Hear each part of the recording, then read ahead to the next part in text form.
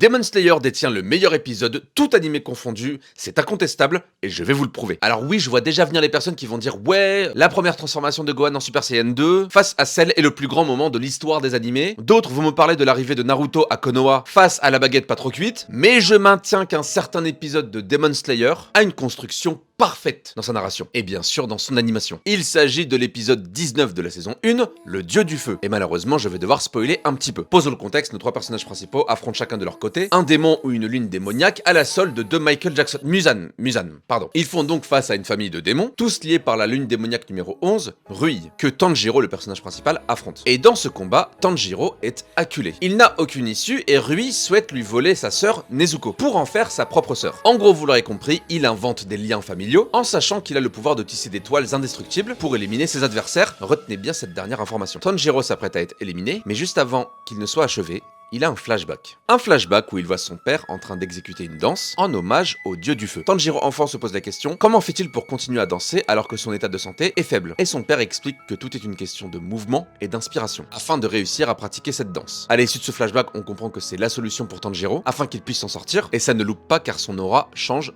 complètement. Il passe d'une manipulation de l'élément eau à l'élément feu. Cela lui permet de détruire l'étoile de Rui pour ensuite lui couper la tête. Et Tanjiro lui dit avant de l'achever que jamais il n'arrivera à détruire le lien entre sa sœur et lui.